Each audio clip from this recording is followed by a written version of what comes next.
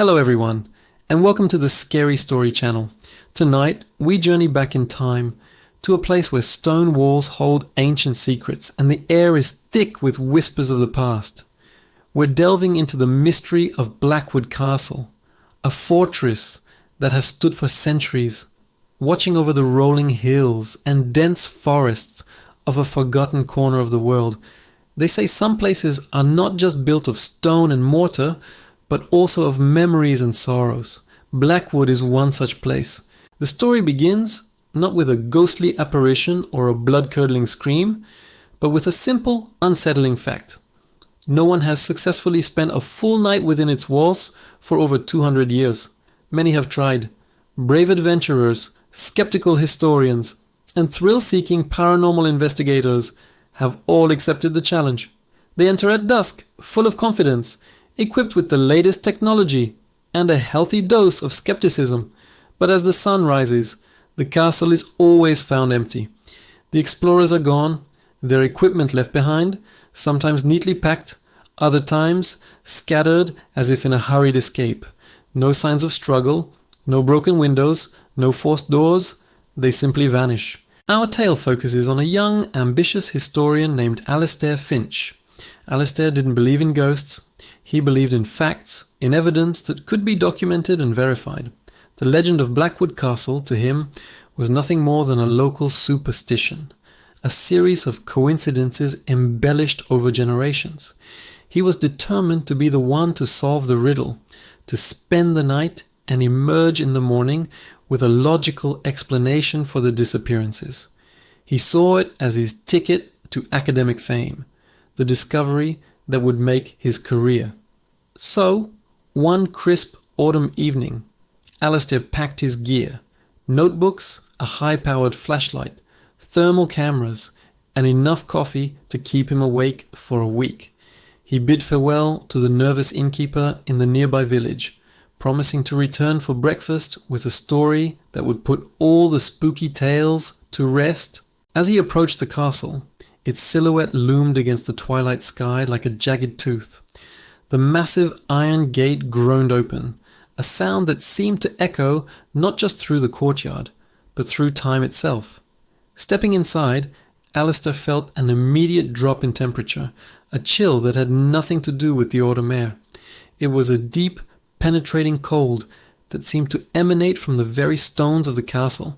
He shrugged it off as a draft, a product of his overactive imagination, and set up his base camp in the Grand Hall.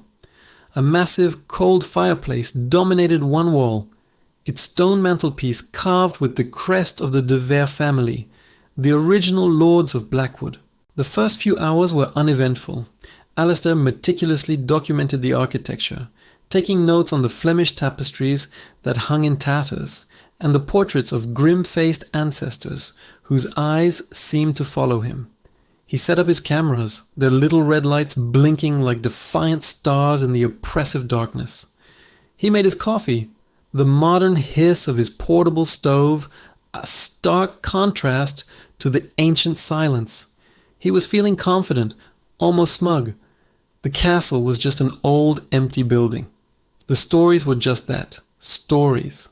But as midnight approached, things began to change. It started subtly, a soft whisper, like the rustle of a silk dress, from the far end of the hall. Alastair froze, flashlight beam cutting through the darkness. Nothing, just dust motes dancing in the light. He dismissed it as the wind. Then came a sound from the floor above, a slow, rhythmic thud. Thud, thud, thud, like someone pacing a heavy, deliberate tread.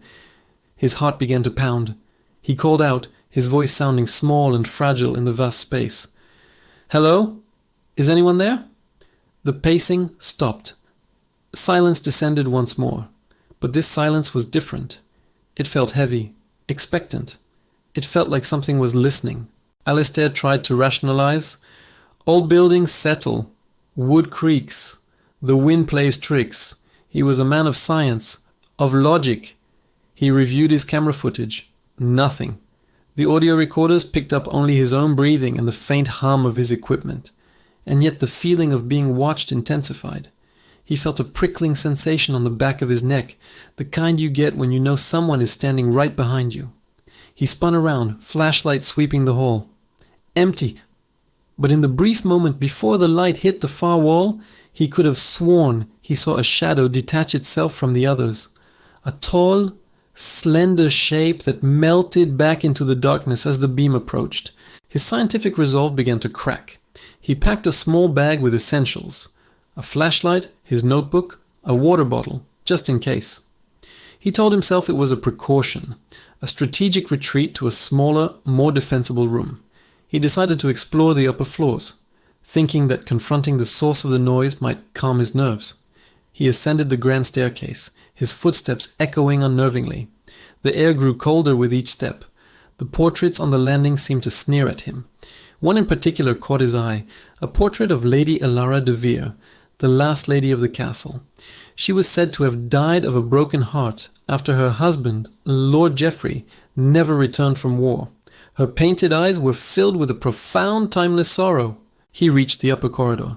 The pacing had resumed, louder now, seemingly coming from the master bedchamber at the end of the hall. The door was slightly ajar. Pushing it open, Alistair shone his light inside. The room was a time capsule of grief. A four-poster bed, its curtains rotted away, stood in the center. A dressing table was covered in a thick layer of dust, but beneath it, a silver-backed brush and a string of pearls lay as if recently set down. And there, by the window, was the source of the sound. An old rocking chair was moving back and forth on its own. Thud, thud, thud. It creaked with each movement, a lonely, mournful rhythm. Alistair backed away slowly, his breath catching in his throat. This was not the wind. This was not a settling foundation. He turned to flee, but the corridor behind him was no longer empty.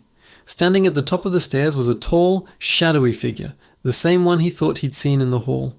It was indistinct, a column of deeper black against the gloom, but he could feel its gaze fixed on him.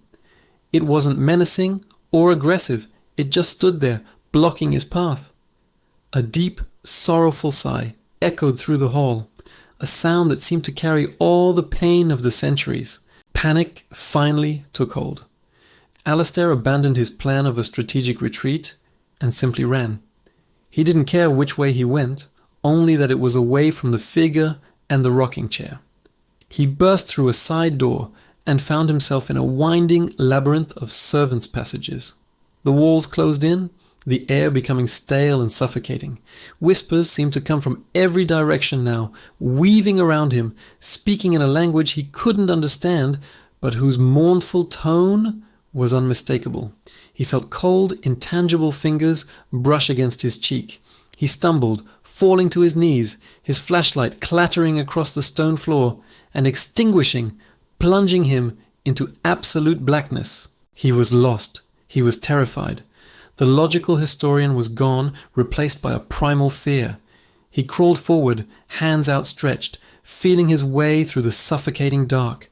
The whispers grew louder, closer.